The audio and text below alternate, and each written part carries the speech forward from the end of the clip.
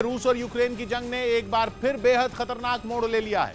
रूस ने दावा किया है कि यूक्रेन ने क्राइमिया में उस पर एक बार फिर बहुत बड़ा हमला किया है। इस महीने की शुरुआत से ही क्राइमिया यूक्रेन की जंग का हॉटस्पॉट बना हुआ है। वहां पुतिन का बनवाया हुआ कर्च ब्रिज उड़ाने के बाद से ही रूस बुरी तरह तिलमिलाया हुआ था कि उसके अंदर सुलग रही बदले की आग में यूक्रेन ने घी डालने का काम कर दिया। रूस का कहना है कि यूक्रेन ने क्राइमिया के पास काला सागर में तैनात उसके जंगी जहाजों पर हमला किया है।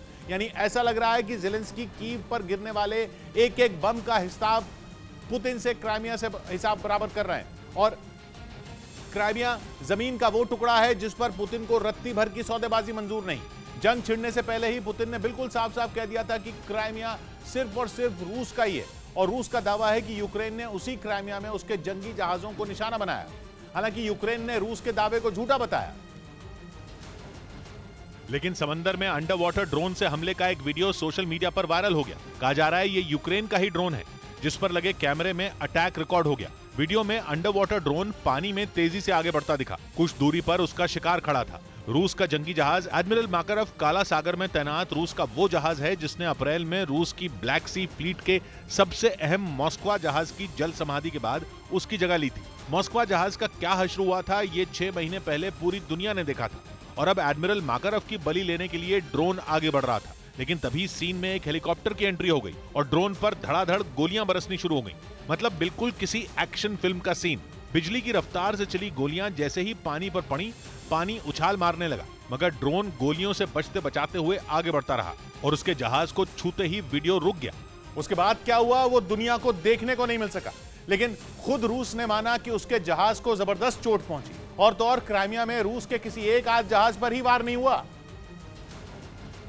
बल्कि बताया गया कि रूस के 3 जहाजों को निशाना बनाया गया। सेवेस्तोपोल में एक धमाका तो ऐसा देखने को मिला कि उसकी जबरदस्त रोशनी ने आंखें ही चौंधिया दी। सेवेस्तोपोल क्राइमिया का सबसे बड़ा शहर है और रूस ने 2014 में यूक्रेन से क्राइमिया को हथिया लिया था। सेवेस्तोपोल रूस के लिए क्राइमिया को अपने कब्जे में रखने की चाबी है, क्योंकि वहीं रूस की नौसेना की ब्लैक सी फ्लीट यानी काला सागर में ऑपरेशन करने वाले उसके जंगी जहाजों के बेड़े का हेडक्वार्टर्स है। ऐसे में खुद पर होते इतने बड़े वार पर रूस हाथ पर हाथ धरकर तो बैठा रहता नहीं, इसलिए उसने भी जवाबी हमला किया, जिसके सामने आए वीडियो में हवा में मंडराते रूस के एक अटैक हेलीकॉप्टर ने पानी में छिपे यूक्रेन के ड्रोन को मार गिराया। शांत पानी में अचानक ड्रोन फटा और समंदर में शोले भड़क गए। यानी रूस का कहना है कि उसने यूक्रेन को मुंह तोड़ जवाब दिया, लेकिन इसके साथ ही उसका यह भी मानना है कि ज़ेलेंस्की के लिए क्राइमिया में रूस का मुकाबला करना मुमकिन नहीं। पुतिन को इसके पीछे अपने 2 कट्टर दुश्मनों का हाथ दिख रहा है, और वो 2 दुश्मन अमेरिका और ब्रिटेन है, जिन पर रूस ने क्राइमिया पर इन ताजा हमलों को करने के लिए यूक्रेन का साथ देने का दावा किया। रूस ने कहा कि ब्रिटेन के विशेषज्ञों ने यूक्रेन की पूरी मदद की, यहाँ तक कि उसे ड्रोन स्ट्राइक की ट्रेनिंग तक दी। रूस के दावों के पहाड़ यहीं खत्म नहीं हुए, बल्कि उसने अपने जंगी जहाजों पर हुए हमलों के लिए अमेरिका तक को कसूरवार ठहराया।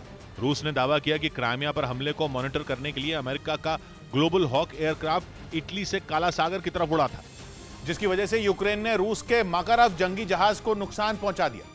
साफ है, मॉस्कवा जहाज के डूबने के बाद माकारव की बलि पुतिन को बिल्कुल गवारा नहीं, इसलिए इस हमले ने उन्हें आग बबूला कर दिया। उस हमले का बदला लेने के लिए अब रूस ने पूरी दुनिया को भूख से तड़पा तड़पा कर मारने की कसम खा दी है। क्योंकि क्राइमिया में हुए हमलों का बदला लेने के लिए रूस ने यूक्रेन के साथ हुई अनाज डील से निकलने का ऐलान कर दिया। रूस ने आरोप लगाया कि क्राइमिया में उसके जिन जहाजों को निशाना बनाया गया वो काला सागर में अनाज के एक्सपोर्ट के काम में ही लगे थे।